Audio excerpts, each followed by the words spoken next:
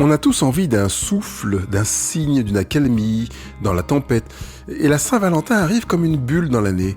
Une pause possible, un moment symbolique, un prétexte parfois pour se reconnecter. Mais voilà la question.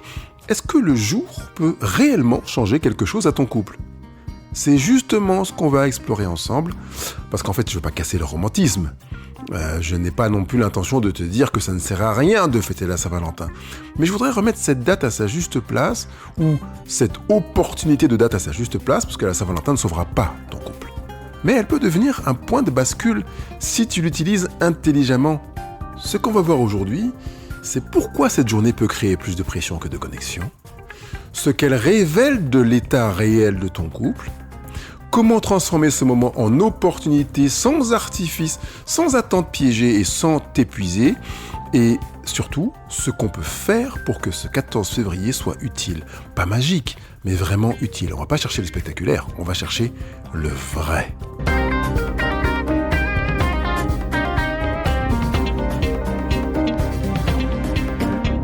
Pourquoi on espère encore que la Saint-Valentin changera quelque chose ? Parce qu'on cherche un moment où ça irait mieux. Le couple est fatigué, tu veux une respiration, parfois le contexte est lourd, tu veux une fenêtre, tu veux un peu de féerie, tu trouves que le quotidien participe à vous noyer, alors tu cherches un symbole, et notre cerveau adore les dates repères. C'est une étude qui a été faite par Cathy Milkman, qui travaille sur cette approche neuronale sur laquelle je vais pas vraiment développer ici, mais je te le donne si tu veux aller faire des recherches dans cette direction, parce que notre cerveau adore les dates repères. Ça lui permet de se construire, ça lui permet de se projeter, de se remémorer, de se commémorer.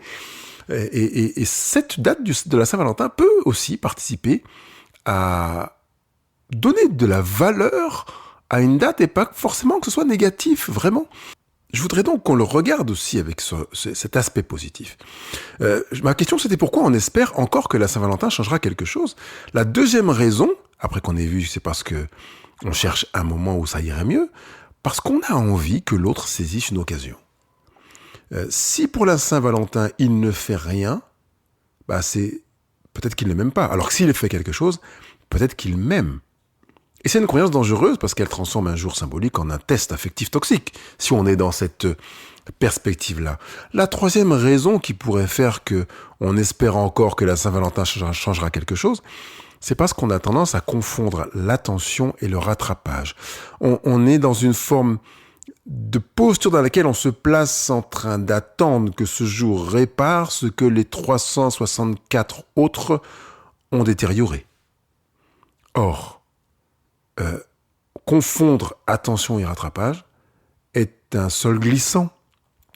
Parce que ça peut être une super opportunité pour se reconnecter, mais pas dans le sens du rattrapage. Je préfère que tu balances cette perspective de rattrapage. Et j'ajoute même que tu n'attendes rien de ton partenaire si ça correspond vraiment à un besoin de ta part, que tu sois d'abord en mesure de répondre à ton besoin. Ça veut dire que si tu veux une soirée romantique, restaurant, etc., fais-le, organise cet événement plutôt que d'attendre que ton partenaire le fasse et d'utiliser l'éventuelle non-action comme la preuve que invite-le. Dis-lui, j'aimerais qu'on ait une soirée vraiment sympa, est-ce que tu es d'accord ? Plutôt que de te dire, j'attends qu'il me signifie par le choix et l'initiative qu'il va prendre que, parce que là, c'est toi qui te places dans un biais dans lequel tu vas aller confirmer ou chercher à confirmer une croyance qui est antérieurement présente chez toi. J'insiste bien pour te dire que ce n'est pas... Je vais dire que c'est pas évident à comprendre ce que je te dis là, mais je voudrais juste que tu l'entendes et que tu t'observes avec cette tendance à vouloir chercher la preuve d'une croyance que tu as déjà. Ne va pas dans cette direction parce que tu vas t'abîmer. Si tu es convaincu déjà de cette fameuse croyance, tu risques fort de trouver la preuve. On est vraiment dans une démarche dans laquelle il est préférable que tu accueilles ce qui est, sans le juger, ou que tu crées ce que tu veux. La vie, c'est comme un grand buffet. Ceux qui vont se servir ont plus de chances d'être rassasiés que ceux qui attendent qu'on les serve. Phrase que tous les coachés coupleux connaissent par cœur et que je te propose d'entendre, de recevoir, peut-être de noter en faisant une pause sur cet audio pour te rappeler que c'est comme ça. Tu veux vivre une chose, va la chercher, va la créer, va te servir et n'utilise pas le fait que tu n'aies pas reçu cette chose-là comme la preuve que je ne sais pas quoi. Ce que la Saint-Valentin peut vraiment faire pour ton couple, et c'est déjà énorme, c'est ces 3 choses que je vais te présenter maintenant. Premièrement, elle peut créer un micro-espace d'attention. C'est pas une réparation, c'est une pause consciente dans laquelle tu vas te placer en te disant « Je veux vivre la chose en conscience ». Par exemple, je veux vivre telle expérience, je vais la manifester, je vais aller la chercher, la déclencher. Deuxième chose que la Saint-Valentin peut faire pour ton couple, c'est de révéler ce que chacun attend vraiment. Toi, tu veux un geste, tu veux une preuve, tu veux une présence, lui ou elle, ton partenaire, veut du calme, veut aucune pression, il veut un moment simple. La Saint-Valentin, elle expose le décalage. C'est ce qui est finalement une super opportunité, mais ça te permet aussi de prendre conscience de ce que tu attends vraiment. Et je ne reviendrai pas sur le fait que si tu l'attends vraiment, tu vas faire en sorte de le déclencher. Troisième chose que la Saint-Valentin peut vraiment faire pour ton couple, c'est qu'elle peut ouvrir une porte. La porte du « on se remet en mouvement ». En fait, quand un couple est bloqué, c'est pas l'intensité qui compte, mais c'est l'amorce. De te dire, allez, on pose un acte, un micro-acte, une toute mini, mais toute mini qu'elle soit, cette action peut signifier énormément. Pose un acte, n'attends pas et utilise la Saint-Valentin comme une amorce, une opportunité pour une amorce. Par contre, il y a des choses que la Saint-Valentin ne pourra jamais faire. Elle ne pourra jamais remplacer les conversations que tu n'as pas avec ton partenaire. Elle ne pourra jamais remplacer le repas romantique dans lequel tu te retrouves, dans lequel il n'y a pas de vrai dialogue. Super restaurant, super déjeuner ou super dîner, mais il n'y a personne, il n'y a pas de lien. Elle ne peut pas refaire le lien. Par contre, tu peux poser une action, micro-action, quelle qu'elle soit, pour remettre du lien. La Saint-Valentin ne guérit pas les blessures structurelles. Il y a une fatigue qui est passagère, il y a besoin d'un ajustement. La Saint-Valentin ne le fera pas si tu ne le fais pas. C'est à toi de faire un ajustement, de proposer un ajustement. Et puis il y a des failles structurelles avec des réparations qui sont nécessaires par rapport à des blessures, par rapport à des carences, par rapport à des limites, par rapport à des manques. La Saint-Valentin ne fera rien de tout ça. C'est toi qui as à faire quelque chose. La Saint-Valentin ne touche pas à la structure. Elle devient une opportunité, une date suspendue dans le temps que tu peux décider de prendre, de saisir, et qui peut te permettre de te dire « je vais ». Et non pas attendre, mais passer à l'action.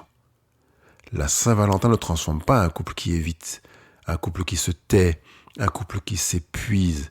Ce jour n'ajoute rien à un couple qui ne bouge pas les autres jours.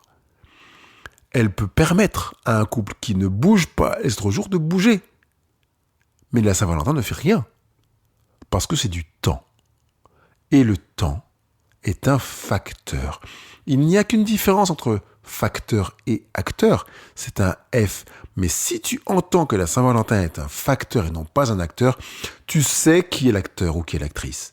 C'est toi. Tu trouveras dans la Saint-Valentin ce que tu choisis d'y mettre, toi, en tant qu'acteur. Or, les 4 erreurs qui ruinent la Saint-Valentin, c'est d'attendre sans demander. J'ai déjà évoqué, je le ramène aujourd'hui. On va attendre de l'autre sans rien demander, on va espérer qu'il devine, on va même raisonner avec, c'est la moindre des choses quand même, si on est amoureux, on devrait, il devrait, elle devrait. Deuxième erreur, c'est d'interpréter, il n'a rien prévu, il n'aime pas, ça veut donc dire que il ne m'aime pas. Ça veut donc dire que le lien ne compte pas pour lui. Ça veut donc dire qu'il s'en fiche de moi. Troisième erreur, c'est de chercher le moment parfait, où on est vraiment finalement en train de tomber dans une anxiété, dans un conflit, dans une tension, parce que le moment parfait n'existe pas. Quatrième erreur, c'est de se comparer aux autres couples. Alors on regarde sur Instagram, sur TikTok, sur YouTube, et on se dit purée, c'est magnifique ce qu'ils vivent, et nous on est bien en deçà. On est dans une distorsion de la réalité. Je te rappelle que ce que postent les gens sur Instagram, TikTok et les réseaux sociaux, c'est pas leur malheur, c'est ce qu'ils veulent dire, et ce qu'ils veulent dire ne veut pas dire grand-chose sur ce qu'ils vivent réellement. On peut provoquer une insatisfaction, j'ai envie de dire presque automatique ou systémique, de se dire finalement ce qu'on vit, ça correspond pas à ce que vivent les autres. Oui, mais ce que vivent les autres, ce que vivent les autres, c'est pas ce qu'ils nous partagent sur les réseaux sociaux. Et ce que vivent les autres, c'est pas nous. Tu n'es pas en couple avec les autres, mais avec ton partenaire. Qu'est-ce que tu veux vivre, toi? Je voudrais que tu te projettes en t'interrogeant sur comment faire de cette Saint-Valentin un vrai tournant, un moment, je veux dire, génial, que tu vas adorer. Tu peux premièrement choisir de vivre ensemble le niveau d'ambition que tu veux vivre. Je veux qu'il soit réaliste, pas utopique. Tu peux vivre un moment simple, on va dire un niveau 1, moment simple, une vraie rencontre. On est là, l'un avec l'autre. Tu peux aussi vivre un moment intentionnel, ça c'est un deuxième niveau, dans lequel tu veux te dire, mon intention est de, et tu choisis l'intention que tu veux. Je veux me reconnecter à mon partenaire. Je veux que mon partenaire se sente aimé. Je veux me placer à l'écoute de mon partenaire. Je veux que mon partenaire, voilà. Et cette intention-là, elle est vraiment avec la perspective de donner et pas de recevoir. Si tu veux recevoir quelque chose, mieux vaut que tu ailles te servir. La vie, c'est comme un grand buffet. Si tu connais pas la phrase par cœur, c'est que tu l'as pas notée et que tu as besoin de réécouter ce podcast. Donc, dans l'intention, c'est ce que tu veux donner. L'intention, c'est ce qu'on émet parce qu'on veut recevoir. Je viens au restaurant avec mon partenaire parce que j'ai l'intention qu'il me montre ceci. Non. D'accord? C'est se tromper de travail. Donc, dans le niveau 2, on est sur une intention émise. Niveau 3, on va travailler sur un moment créatif. Quelque chose qu'on n'a pas vécu. Quelque chose d'atypique. Peut-être se faire un resto maison. Peut-être se faire un pique-nique aux chandelles dans le salon en ayant mis un grand tapis et en faisant genre à l'orientale. On va peut-être se faire quelque chose, quelle que soit la chose, quelque chose qui fait appel à la créativité. Quelque chose que vous n'avez jamais vécu. Et là, le couple choisit sans pression, sans illusion. Je te rappelle que je suis en train de répondre à la question « Comment faire de cette Saint-Valentin un vrai tournant ?» La première chose, c'est de choisir un niveau d'ambition réaliste ensemble. La deuxième chose, c'est de dire une phrase qui change tout. Par exemple, cette année, n'attends pas que tu devines. Je veux qu'on crée un moment qui nous fait du bien, sans pression. Voilà ce que j'aimerais vivre. Qu'est-ce que tu en penses ? Et j'aime encourager à demander systématiquement un retour sur la proposition qu'on a faite à son partenaire pour qu'il n'ait pas l'impression qu'on lui impose quelque chose et qu'en plus on soit dans une co-création plutôt que dans un élément qui va dire qui est unilatéral, unidirectionnel plutôt. Toujours pour faire de cette Saint-Valentin un tournant, tu peux identifier un besoin réel derrière des attentes. Est-ce que mon partenaire a besoin d'être vu, d'être rejoint, d'être soutenu, d'être désiré, d'être priorisé? Ça veut dire que tu peux choisir d'annuler un événement pour être avec ton partenaire si tu sens qu'il a besoin d'être priorisé. Est-ce qu'il a besoin d'être soutenu? Tu vas l'écouter. Et peut-être que tu vas forcément, puisque tu veux travailler sur l'identification d'un besoin réel, forcément poser des questions. La quatrième chose que tu peux faire pour créer une Saint-Valentin qui soit un vrai tournant, c'est de co-créer un geste qui vous aille à tous les deux. Vous allez trouver un geste qui est faisable, qui est sensé, qui est à votre niveau, accessible et qui est ancré dans le réel du couple aujourd'hui. Quelque chose qui va peut-être symboliquement marquer. Je te demande de ne pas aller faire des recherches sur Instagram, TikTok ou quelque réseau social que ce soit. Quelque chose qui vous ressemble à tous les deux. Et peut-être ça peut être une opportunité de se dire comment ? Qu'est-ce qu'on peut faire ensemble pour que cette Saint-Valentin soit véritablement différente? Et puis, vous pouvez aussi, toujours pour créer une Saint-Valentin vraiment atypique, même si ce n'est pas dans les 4 points que j'ai présentés précédemment, utiliser le pouvoir de 20 minutes. Il s'agit d'une conversation avec toi-même que je propose qui soit guidée dans ces 20 minutes et qui vont te demander 5 minutes par question parce que je vais te proposer 4 questions. Première question à laquelle tu réponds toi-même. J'insiste bien, ton partenaire n'est pas au courant. C'est avec toi que tu vas échanger. C'est ton pouvoir que tu vas manifester. Première question, quel type de moment me ferait du bien cette année pendant la Saint-Valentin? Deuxième question, qu'est-ce que je peux donner vraiment sans me trahir, en étant véritablement aligné à moi? Troisième question, qu'est-ce qu'on peut éviter pour ne pas retomber dans nos pièges habituels? Les routines, les gnangnans, les conflits des années précédentes. Quatrième question, quel petit geste pourrait nous rapprocher? C'est un travail que tu fais par écrit, où tu réponds clairement, honnêtement, tu vois que c'est quelque chose de direct, de faisable, on n'est pas dans de la théorie, c'est typiquement vraiment quelque chose qui peut correspondre à une véritable co-création, comme je l'ai évoqué tout à l'heure. La Saint-Valentin ne sauvera pas ton couple, ça a été clair et net, mais elle peut te permettre de réveiller ton couple. Et ça, c'est 1000 fois plus puissant que de simplement vouloir vivre un moment où on boit un verre, on se mange un petit truc, on va dépenser de l'argent, où on va faire ce que l'univers commercial nous invite à faire. On est dans une volonté intentionnelle de donner du sens à notre relation et on va centrer notre attention là-dessus. Il faudrait que tu crées ta Saint-Valentin. Pas qu'elle te soit livrée par je ne sais qui, ou même par ton partenaire, mais que tu crées, que vous co-créiez ce moment de manière à ce que vous disiez « Waouh, j'ai beaucoup aimé ce qu'on a vécu. Vraiment, je te remercie d'être toi.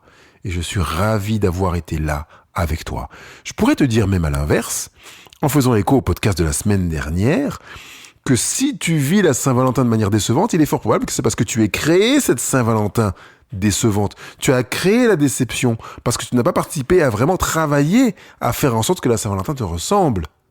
Or, tu as compris que depuis le début de ce podcast, je te demande de ne pas attendre que le facteur temps fasse quelque chose, mais de prendre ton tablier, te placer en acteur et go, de t'y mettre pour vivre ce que tu veux vivre, ce qui ne ressemblera à ce que personne d'autre n'aura vécu, et encore moins sur les réseaux sociaux, mais qui correspondra vraiment à ce que toi, tu attends, ce que tu veux vivre, ce que tu veux proposer dans une approche intentionnelle, déterminée, avec ce que tu apportes dans ta relation conjugale, ce qui me permet de te dire avec véritablement une intention profonde, et je t'envoie beaucoup d'amour pour ça, je te souhaite une bonne Saint-Valentin, parce que tu as les outils avec ce podcast de faire en sorte de créer une Saint-Valentin qui te corresponde, qui t'aille. Évidemment, si tu veux travailler de manière plus profonde, tu me vois avec moi, on en parle en coaching, mais tu as ici des éléments concrets pour construire et tu peux en plus les corréler au podcast précédent pour faire en sorte de véritablement grandir et créer ce que tu veux vivre. En réalité, un véritable bonheur.